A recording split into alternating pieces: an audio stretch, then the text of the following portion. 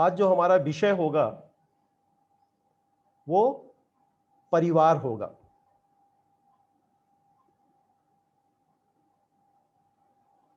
परिवार क्या है? परिवार के बारे में तो आप जानते हैं। आप किसी न किसी परिवार के एक अभिन्न अंग हैं। समाजशास्त्री ढंग से हम परिवार को क्या जानते हैं? समाजशास्त्र विषय इसलिए रोचक है क्योंकि सामाजिक व्यवस्था के जितनी छोटी छोटी इकाइयां हैं, उन इकाइयों के बारे में हम पढ़ते हैं, जानते हैं। परिवार हो गया, समाज हो गया, समुदाय हो गया, संस्था हो गई, समिति हो गई, जाति हो गया, धर्म हो गया। ये बहुत सारी छोटी छोटी इकाइयां हैं और जो इकाइयां हमारे जीवन को एक बड़ी गहराई के साथ प्रवेश करती हैं, उनके बारे में हम पढ़ते हैं। और इसी इकाई का एक आज भाग है परिवार। वास्तव में परिवार सामाजिक व्यवस्था का महत्वपूर्ण आधार स्तंभ है। हम बिना परिवार के नहीं रह सकते। हमारे अस्तित्व की पहचान कहीं न कहीं परिवार से जुड़ा होता है और इसलिए मनुष्य के जीवन में परिवार का प्राथमिक महत्व है। वास्तव में परिवार सामाजिक संगठन की एक सार्वभौमिक एवं सार्वकालिक निर्माणक इकाई है। परिवार के द्वारा ही सामाजिक संबंधों का निर्माण होता है और यही सामाजिक संबंध हमारे समाजशास्त्र की मूल विषय वस्तु है। हमने मैकाइवर पेज की परिभाषा पढ़ी है कि समाज है क्या? समाज सामाजिक संबंधों का जाल है और संबंधों का यह जाल पूरे समाज में फैला होता है और इसी जाल का निर्माण कहां होता है? मनुष्यों के द्वारा होता है। तो मनुष्य में सदैव जीवित रहने की इच्छा होती है। ये आप देखिए, ये उसकी एक बहुत बड़ी इच्छा होती है कि वो जिंदा रहे।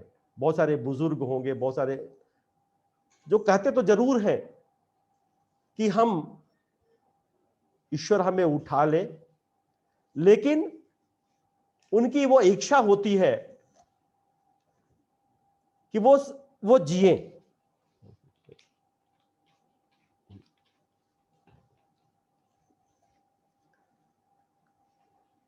मेलिनोवस्की का नाम आपने सुना होगा।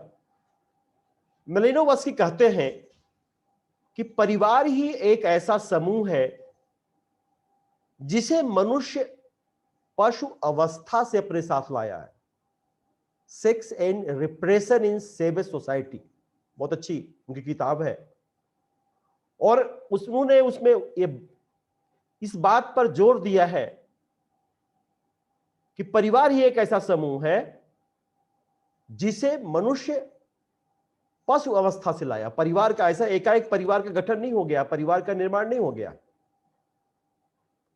बल्कि परिवार के निर्माण के पीछे बहुत बड़ा इतिहास है। एक समाजशास्त्री हुए हैं एल्मर। एल्मर अपनी पुस्तक सोशियोलॉजी ऑफ फैमिली में लिखते हैं कि जो फैमिली शब्द है, इसका उद्भव लैटिन शब्द फेमुलस से हुआ है, जो एक ऐसे समूह के लिए प्रयुक्त हुआ होता है जिसमें माता, पिता, बच्चे, नौकर वो दास हो।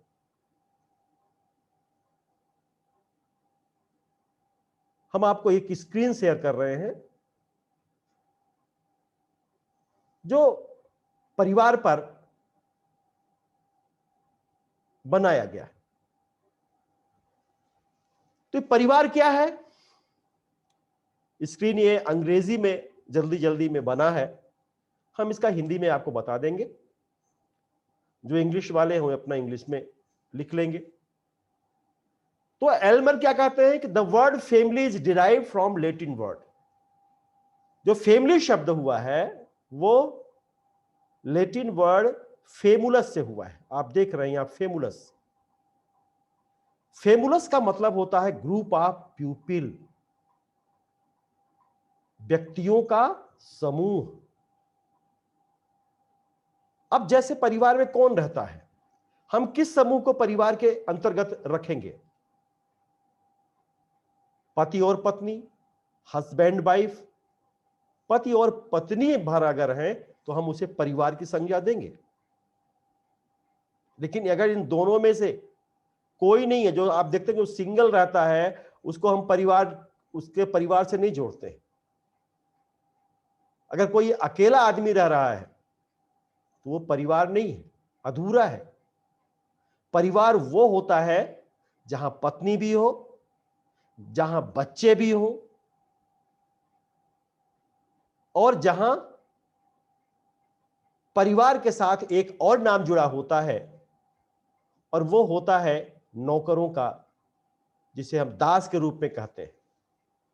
तो परिवार में हस्बैंड वाइफ, पति और पत्नी, हस्बैंड वाइफ विथ चिल्ड्रन और विदाउट चिल्ड्रन, बच्चों के साथ पति पत्नी या बच्चों के बिना पति पत्नी। अगर पति और पत्नी दोनों हैं तो वो परिवार है।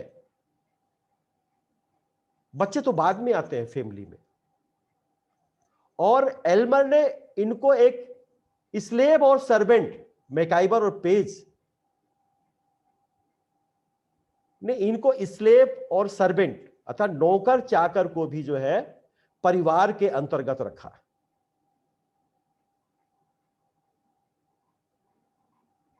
तो इस तरह से परिवार एक ऐसी संस्था है जिसकी परिभाषा ऐसी नहीं दी जा सकती जो सभी देश कालों के परिवारों के सही हो। इसका मुख्य कारण यह है कि परिवार के रूप में संस्कृति से दूसरी संस्कृति में बदलते रहते हैं।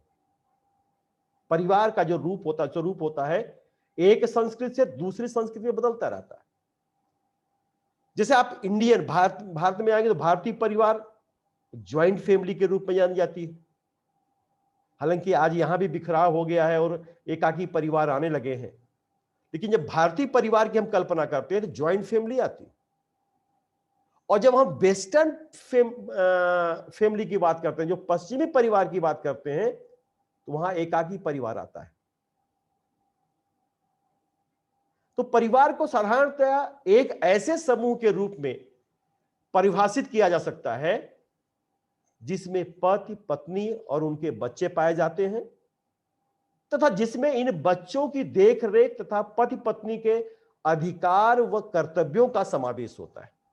ऐसा नहीं, आप देखेंगे परिवार में जितने भी सदस्य हैं, पति के क्या अधिकार हैं, पत्नी के क्या अधिकार हैं और बच्चों के क्या कर्तव्य है, ड्यूटीज एंड अथॉरिटीज दोनों साथ साथ चलती हैं।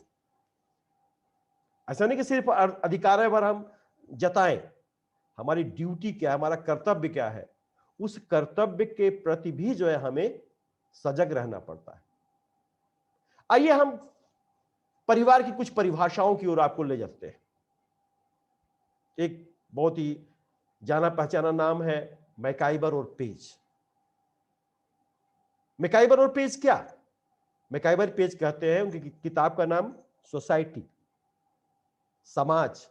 कई बार आपको बता चुका कि जो समाज है, द बुक ऑफ सोसाइटी, उनकी किताब का नाम है।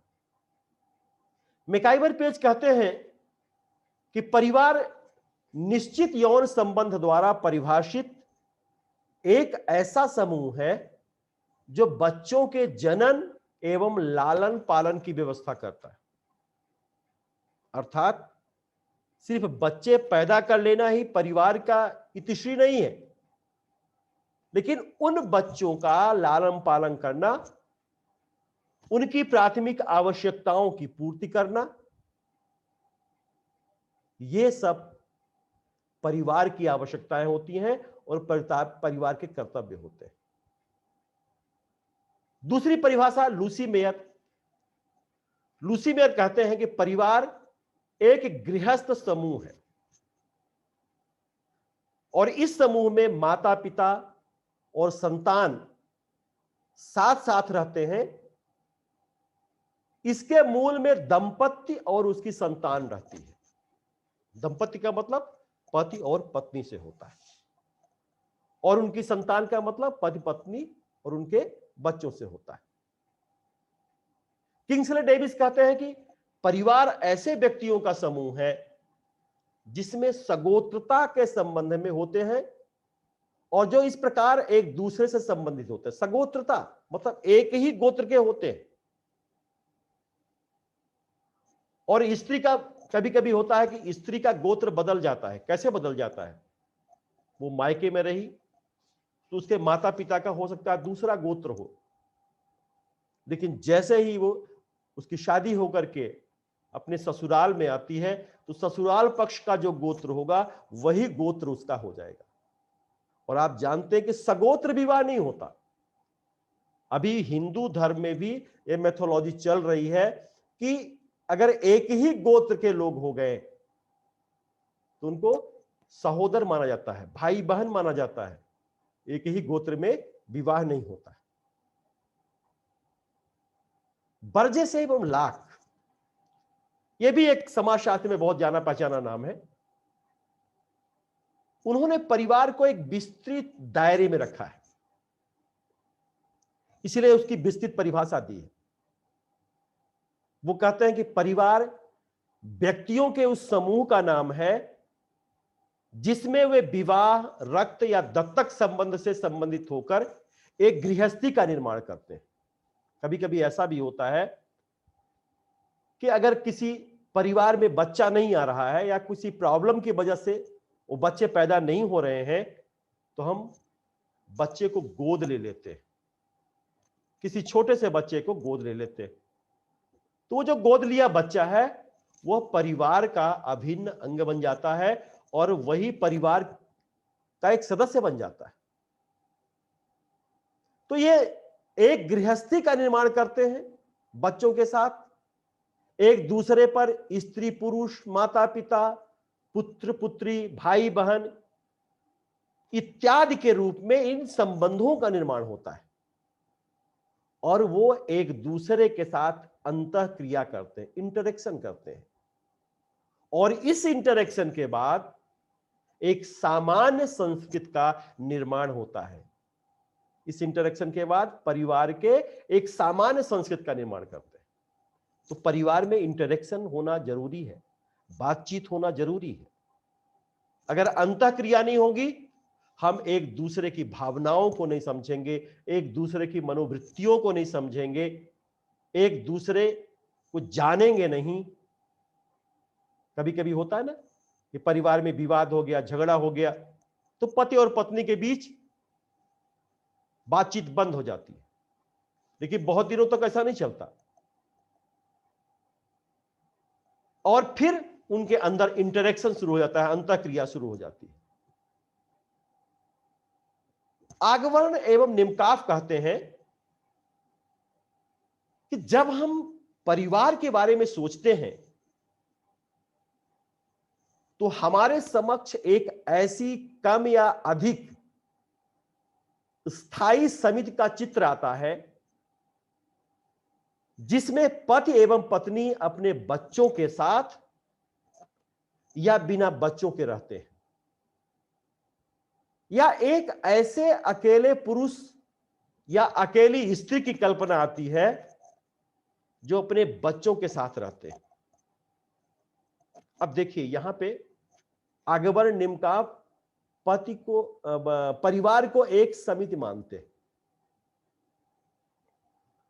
परिवार एक संस्था भी है और परिवार समिति भी है। तो ये आगवर्ण और निम्काफ ने परिवार को समिति माना। अब वो कहते हैं कि परिवार में स्त्री और पुरुष दोनों का होना अनिवार्य है, लेकिन अगर पति की मृत्यु हो गई है या पत्नी की मृत्यु हो गई है और उसके बच्चे हैं, तो वो भी परिवार कहलाएगा। एक तरह से वो टूटा हुआ परिवार है, अधूरा परिवार है, ब्रोकन फैमिली हम कहते हैं। पूर्ण परिवार वही होता है जहां पति पत्नी और उनके बच्चे होते हैं, लेकिन अधूरा परिवार वह होता है जहां पति और पत्नी में से किसी एक की मृत्यु हो गई और उनके बच्चे या तो पति के साथ हैं या पत्नी के साथ। और आगमन निम्काप ने एक बात और कही है। आगमन निम्काप कहते हैं, आगमन निम्काप ने इसे भिन्न लिंग व्यक्तियों के बीच होने वाले समझौते के परिणाम स्वरूप संतानोत्पत्ति की सामाजिक वैधता के रूप में भी स्पष्ट किया है। सामाजिक वैधता, सोशल लिजिस्लेशन। आप बच्चे अगर परिवार में जन्म लेंगे तो वह वैध बच्चे कहलाते हैं, लीगल बच्चे कहलाते हैं। लेकिन अगर जो बच्चा परिवार में जन्म नहीं लेता है वो उसको लीगल बच्चा नहीं कहते। फिर बाद में कानूनी कार्यवाही होती है और वो लीगल उसको दिया जाता है, या तो उसको अडॉप्ट किया जाए, या तो आजकल तो उसका जो जिसका डीएनए टेस्ट हो जाता है, पता चल गया कि हाँ ये इसका बच्चा है, तो उसको फोर्सली, चाहे वो कानून के द्वारा चाहे वो न्यायालय के द्वारा, उसके बच्चे का पिता माना जाता है। आपने देखा होगा बहुत सारे ऐसे उदाहरण हुए कि लोगों ने दावा किया कि हाँ ये इनका हमारे पिता ये हैं, और यहां पे वैधता का संकट जब उत्पन्न हुआ तो जब डीएनए टेस्ट कराया गया और पता चला कि नहीं ये सचमुच लड़का जो कह रहा है वो सही है। तो आजकल डीएनए से पता चल जाता है, पहले नहीं पता चलता था। तो इस तरह से आगमन और निम्काफ ने एक कहा कि ये विषम लिंगी, माने स्त्री और पुरुष दोनों अलग अलग जेंडर है, विषम लिंगी, एक स्त्री है एक पुरुष है, मेल और फीमेल। इन दोनों विषम लिंगियों का आपसी समझौता होता है। एक आपसी ये जो विवाह वगैरह होता है वो एक तरह से समझौता ही है। हालांकि हम विवाह को एक संस्कार भी मानते हैं, लेकिन मुस्लिम में हम एक कॉन्ट्रैक्ट मानते हैं। मुस्लिम विवाह को हम एक समझौते के रूप में देते हैं। एक समझौता होता है और यही समझौता के बाद जब बच्चे पैदा होते हैं तो बच्चे वैध कहलाते हैं। तो इन परिभाषाओं से स्पष्ट है कि परिवार जैविकीय संबंधों पर आधारित एक ऐसा सामाजिक समूह है जिसमें माता पिता और उनकी संतानें होती हैं,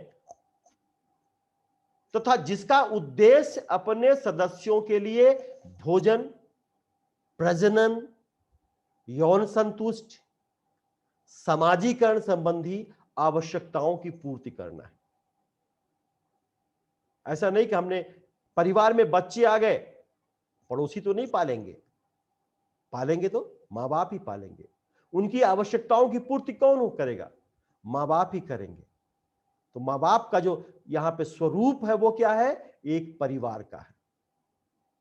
तो इस तरह से हम इन परिभाषाओं में हमारे 5 तत्व सामने आते हैं। परिवार के लिए जो है 5 तत्व हमारे सामने आते हैं। पहला क्या है? स्त्री पुरुष का यौन संबंध, मेटिंग रिलेशनशिप। स्त्री और पुरुष का जो है संबंध होता है, तभी बच्चे पैदा होते हैं और तभी बच्चे परिवार में आते हैं। तो ये मेटिंग, उनके बीच जो संबंध होता है वो अलग अलग जातियों में संबंधों को अलग अलग परिभाषाएं दी गई हैं। जैसे हिंदू में आप कहेंगे तो कहेंगे जन्म जन्मांतर का संबंध है, जोड़ियां यहां से नहीं ईश्वर से बन के आती। तो ये क्या है? मेटिंग रिलेशनशिप है। और यौन संबंधों को लीगली स्वीकार किया जाता है। यौन संबंधों को वहीं पे स्वीकारोक्ति है, परिवार में ही, परिवार के विदाउट नहीं है। परिवार के बिना उसको अवैध माना जाता है। और उसके लिए दंड संहिताएं भी हैं, उसके लिए दंड के भागीदारी भी बनना पड़ता है। तीसरा आता है संतानों की वंश व्यवस्था, रिकॉर्डिंग ऑफ डिसेंट। संतानों की जो वंश व्यवस्था है, बच्चे इसलिए परिवार में आते हैं, कहते हैं हमारी वंश परंपरा चलती रहे। वंश परंपरा दो तरह की चलती है, मैट्रियार्चर और पैट्रियार्चर। आप साउथ में जाएंगे तो साउथ में, दक्षिण में मां का महत्व, लड़कियों का महत्व बहुत ज्यादा होता है।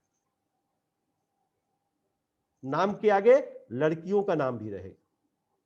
लड़कियों मैट्रियार्चल फैमिली होती है, माने मां की संपत्ति में बेटी को अधिकार मिलता है। हालांकि संपत्ति में अधिकार तो अब संविधान ने सबको दे दिया है हर जगह, लेकिन वहां है मैट्रियार्चल फैमिली। बहुत सारे ऐसे भी वहां पे जातियां मिल जाती हैं जहां शादी विवाह के बाद बच्चे अपने पिता के घर नहीं आते हैं, बल्कि वो पत्नी के घर जाते हैं। वो मैट्रियार्चल फैमिली में होते हैं। बहुत सारे ऐसे ट्राइब हैं, वो ट्राइब में होता है।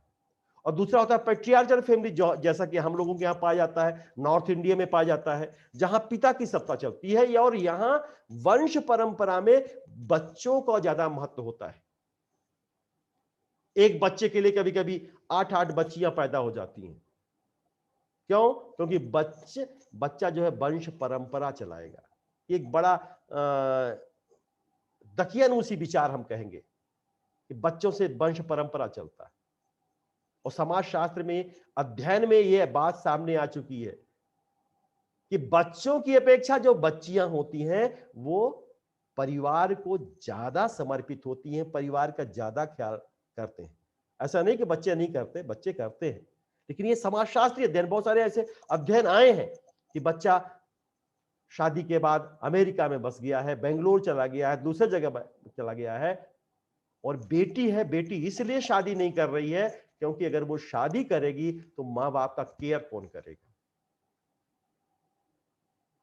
तो कहते हैं कि अगर किसी घर में एक बेटी है तो वो पूरे परिवार को संभाल सकती है, उसको व्यवस्थित कर सकती है। तो संतानों की जो वंश व्यवस्था है, वो वंश व्यवस्था भी परिवार का एक बहुत बड़ी विशेषता है। और एक सहनिवास, चाइल्ड एंड रियरिंग, सहनिवास करते हैं, हम साथ साथ निवास करते हैं। एक ही रसोई का खाना खाएंगे, एक ही आंगन होगा, एक ही घर में सब रहेंगे। तो ये सारी विशेषताएं जो है परिवार की होती। तो फैमिली क्या है? Family is a group of people who live under one roof. आप देख रहे हैं यहां पे एक हमने एक ट्री बनाया, चित्र बनाया है, पेड़ है, और पेड़ को आप समझ लीजिए परिवार है वो। और परिवार की जो पेड़ की बहुत बहुत बड़ी शाखाएं हैं जो अलग अलग, अर्थात कहीं पे भाई है, कहीं पे बहन है, कहीं पे पिताजी हैं, ये मम और डैड, ये क्या है? रूट्स हैं। जो जड़ हैं, जड़ का जो काम कर रहे हैं, जो वो कौन है? मम्मी और डैडी, अर्थात माताजी और पिताजी। आजकल माताजी और पिताजी कोई नहीं बोलता, सब मम्मी ही बोलते हैं। मम्मी, पापा, डैडी बोलते हैं। बहुत कम ऐसे लोग होंगे जो बाबूजी, पिताजी या माँ जी बोलेंगे, माताजी। हमारे माताजी में जो जिस संबोधन में जो अपनत्व होता है, जो गहराई होती है, वो मम्मी और पापा बोलने में नहीं होता। तो यहां पे आप देख रहे हैं कि फैमिली ट्री है ये। तो फैमिली क्या है? Family like branches on a tree. We all grow in different direction, yet our roots remain is one. परिवार क्या है? हमारी शाखा, हमारे पेड़ की बहुत सारी शाखाएं हैं। हम अलग अलग डायरेक्शन में शाखाएं उत्पन्न होती हैं। जैसे आप पेड़ की शाखाएं देखेंगे, सभी एक जैसी नहीं, एक तरफ नहीं जाएंगी, अलग अलग डायरेक्शन में जाएंगी। कोई नॉर्थ जा रहा है, कोई ईस्ट जा रहा है, कोई साउथ जा रहा है, शाखाएं हो रही हैं। लेकिन जो रूट्स होता है, जो जड़ होती है, वो जड़ एक ही होती है, और वो जड़ होती है मम्मी और पापा की। तो ये जड़ होती है। अब इसकी विशेषताएं क्या है? परिवार की विशेषताएं, मैकाइवर और पेज ने परिवार की 8 विशेषताएं बताई हैं, और इन 8 विशेषताओं को देखिए हमने एक शब्द में लिया है, सनफ्रेप, SUNFRREP। अगर ये जब हम लोग पढ़ते थे तो इसी तरह से याद करते थे कि परिवार की विशेषता याद करनी है तो एक वाक्य बना लिया, सनफ्रेप। अब सनफ्रेप का मतलब क्या होगा? एस का मतलब होगा स्मॉल साइज, छोटा आकार। परिवार का आकार बहुत बड़ा नहीं होता, परिवार का आकार छोटा होता है, और खासतौर से जहां पे माता पिता और बच्चे हैं वहां परिवार का आकार छोटा होगा। लेकिन जो ज्वाइंट फैमिली है, संयुक्त परिवार है, या जो एक्सटेंडेड फैमिली है, विस्तृत परिवार है, वहां परिवार की संख्या ज्यादा हो सकती है। लेकिन अधिकांशतः छोटे परिवार ही पाए जाते हैं, 4, 6, 10, 20 ऐसे भी हो जाते हैं। मुझे याद है कि जब हम ज्वाइंट फैमिली में रहते थे और हमारे पिताजी 6 भाई थे, तो करीब 50 से 60 मेंबर्स उस घर में थे, 40, और मेहमान भी आ जाते थे। बहुत बड़ा घर था। लेकिन जो संयुक्तता थी उस समय, वो अब हम कल्पना नहीं कर सकते कि उस तरह के परिवार फिर से क्या एकजुट होंगे। अब सिर्फ कल्पना है। 1971 में बंटवारा हुआ था हमारे यहाँ, क्योंकि बहुत बड़ी फैमिली हो गई थी। और मुझे याद है कि जब भारत और पाकिस्तान का युद्ध हो रहा था 1971 में, तो ये हमारे यहाँ युद्ध तो नहीं हुआ था, लेकिन इतनी बड़ी फैमिली थी कि सबको साथ में रह करके, निश्चित है जहां बहुत सारे बर्तन होते हैं तो वहां खटकते हैं, थोड़ा सा हो जाता है, लेकिन जितनी ज्वाइंट फैमिली को हमने करीब से देखा है, उतना करीब से आप लोग नहीं देखेंगे, या हो सकता है कि देख रहे हो।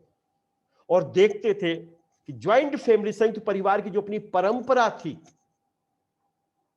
खाना बन जाता था, सबसे पहले बच्चे खाएं, बच्चों के लिए सुबह खाना अलग, स्कूल गए, फिर रसोई में, मुख्य रसोई में खाना बनता था, और जब तक भगवान का भोग न लग जाए तब तक कोई भी नहीं खा सकता। और जिस दिन बड़े पिताजी थोड़ा सा नाराज हो गए महिलाओं के ऊपर, तो देर से ही नहाते थे, और महिलाएं जितनी थी, चाची दादी वगैरह, सबको खाना खाते खाते 3 बज जाते थे। अब आप समझ लो, 2:30, 2, 1:30, 2, 3 ऐसे बज जाते थे, और 3 बजे खाते थे। वो कभी कभी तो जो छोटी घर की महिलाओं के लिए खाना बचता भी नहीं था। अगर कोई मेहमान आ गया तो बस जितना बचता था उतने में संतोष कर लेती थी, लेकिन कभी भी तनाव नहीं लेती थी, कभी भी उसकी शिकायत नहीं करती थी। ये परंपरा थी संयुक्त परिवार की। अब ये परंपरा नहीं होगी। आज तो किसी को खाना न मिल जाए तो पूरा का पूरा घर सर पे उठा लेंगे। तो स्मॉल साइज थे, एक छोटा सा आकार था परिवार का। और दूसरी विशेषता यू है, आप देख रहे हैं यू, एस के बाद यू है। यू का मतलब है तो यूनिवर्सैलिटी, सार्वभौमिकता। सार्वभौमिकता का मतलब होता है परिवार हर जगह पाया जाता है। परिवार कभी ऐसा हम कल्पना करें कि सिर्फ इस समाज में पाया गया है, या सिर्फ यहां पाया जाएगा, दूसरे देशों में नहीं पाया जाएगा, या आदिम समाज में नहीं पाया जाएगा, ये एक गलत सोच है। परिवार हर जगह पाया जाता है। तो एक सार्वभौमिकता की विशेषता होती है, सार्वभौमिकता का गुण भी परिवार के अंतर्गत होता है। और दूसरा क्या होता है? Nuclear position on society. एन का मतलब क्या हुआ? Nuclear position on society. समाज के केंद्रीय इकाई के रूप में कौन होता है? परिवार। अब आप देखिए, यहां पे देख रहे हैं, ये परिवार है, एक हमने चित्र बनाया, एक डायग्राम बनाया, एक परिवार है। अब परिवार से एसोसिएशन भी बनता है, परिवार से कम्युनिटी भी बनती है, परिवार से ग्रुप भी बनता है, और परिवार से इंस्टीट्यूशन भी बनता है। ये दोनों, कोई स्क्रीन से छेड़छाड़ मत करो।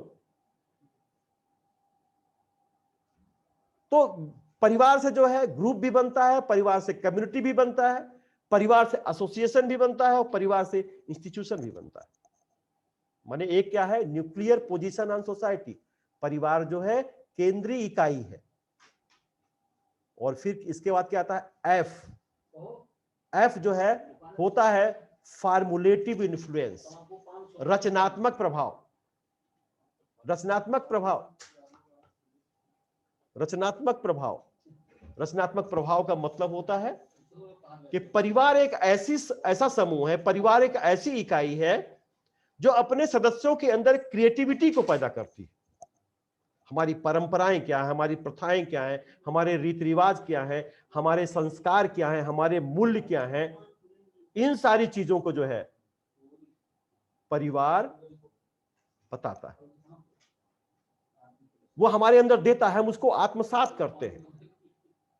और कोई भी परिवार ये नहीं चाहेगा कि हमारे बच्चे अच्छा काम न करें, हमारे बच्चे ऑफिसर न बने, हमारे बच्चे पढ़े लिखे न, हमारे बच्चे अच्छे व्यवसायी न बने।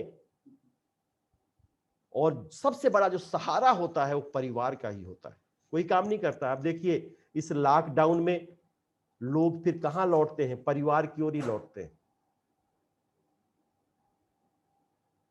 पहले भी जब लॉकडाउन, पूरे 1 वर्ष हो गया लॉकडाउन हुआ था जब पिछले मार्च में, तो आप देख रहे थे कितने पूरे देश के तमाम दूसरे भागों से जो है वो लौट रहे थे, और वो परिवार की ओर ही। तो परिवार ऐसे में विषम परिस्थितियों में परिवार ही याद आता है, तो फार्मुलेटिव इन्फ्लुएंस है। फिर रिप्रोडक्शन, प्रजनन, परिवार का फिर चौथा आर का मतलब होता है रिप्रोडक्शन।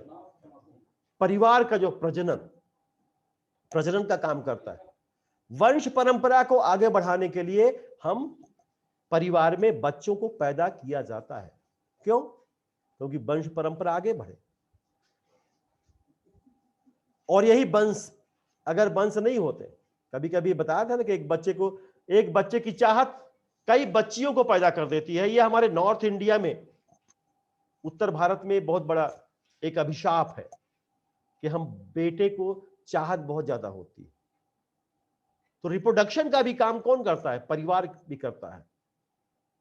और रिप्रोडक्शन किया है तो ऐसे प्रजनन नहीं कि उसके बाद फिर उसको लालन पालन कौन करेगा? परिवार ही करेगा, पड़ोसी नहीं करेगा कि पड़ोसी आकर के और बच्चों को बड़ा करे या उसकी आवश्यकताओं की पूर्ति करे। फिर चौथा आर क्या है? पांचवा आर है रिस्पॉन्सिबिलिटी ऑफ मेंबर्स, सदस्यों का उत्तरदायित्व। परिवार ये बताता है कि हमारे उत्तरदायित्व क्या है। अगर परिवार में अथॉरिटी है, अधिकार भी है, तो हमारे रिस्पॉन्सिबिलिटी क्या है, उन रिस्पॉन्सिबिलिटी को भी परिवार में बताया जाता है। ऐसा नहीं कि हम सिर्फ अपने अधिकार लेना जाएं और अपने कर्तव्यों का निर्वहन न करें, तो ऐसा नहीं होना चाहिए। परिवार में रिस्पॉन्सिबिलिटी और अथॉरिटी दोनों चीजें होती हैं। अगर आपको अधिकार भी है परिवार में, तो आपके दायित्व भी है, उन दायित्वों का भी निर्वहन करना पड़ेगा। और एक जो है, एक तरह से परिवार में एक ऐसी व्यवस्था होती है जिस व्यवस्था को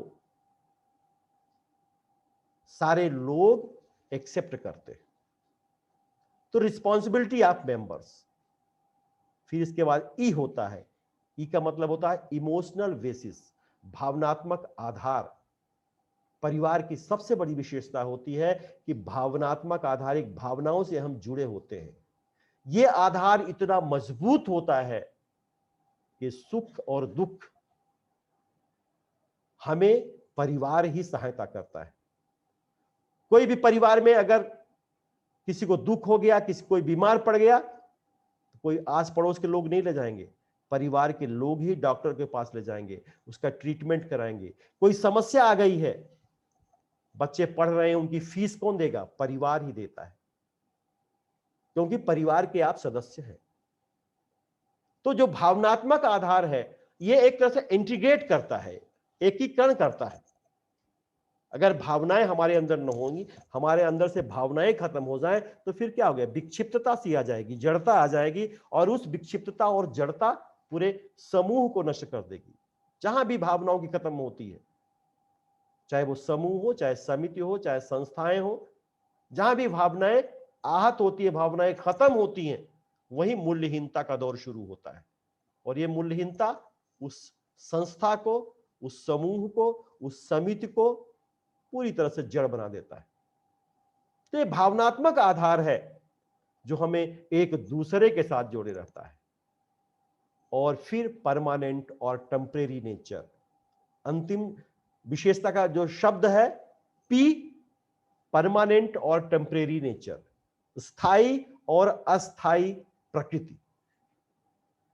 तो स्थायी और अस्थायी प्रकृति कैसे समझेंगे आप? अर्थात जब स्त्री पुरुष और दोनों साथ साथ हैं, तो वो परिवार का स्थायी स्वरूप होता है। लेकिन अगर परिवार में स्त्री या पुरुष में से किसी एक की मृत्यु हो गई है, और उसमें बच्चों के साथ स्त्री है या बच्चों के साथ पुरुष है, तो परिवार का जो टेम्परेरी नेचर होता है, अस्थायी प्रकृति होती है। तो इस तरह से हम आपको ये जो 8 शब्द रहे, इस 8 शब्द को हमेशा आप याद कर लीजिए। क्या? सन फ्रेप। हम भैया ऐसे ही याद करते थे, जब पढ़ते थे तो इस तरह से इन विशेषताओं को ऐसे बना लेते थे। अब सन फ्रेप आपने कर लिया तो क्या होगा? एस से हो गया स्मॉल साइज, यू से हो गया यूनिवर्सैलिटी, एन से हो गया न्यूक्लियर पोजीशन, एफ से हो गया फार्मूलेटिव इन्फ्लुएंस, आर से हो गया रिप्रोडक्शन, आर से हो गया रिस्पॉन्सिबिलिटी ऑफ मेंबर्स, ई से हो गया इमोशनल बेसिस, और पी से हो गया परमानेंट और टेम्परेरी नेचर। तो इस तरह से परिवार की विशेषताओं को अगर आपने देखा तो बहुत सारी चीजें आपके अंतर्गत आई, आपने देख समझा, और उन सारी चीजों को जो आप महसूस करते हैं अपने परिवार के अंदर, उन परिवार की विशेषताओं को आप देखते होंगे, नजदीक से समझते होंगे, क्योंकि आप भी किसी न किसी परिवार के सदस्य हैं।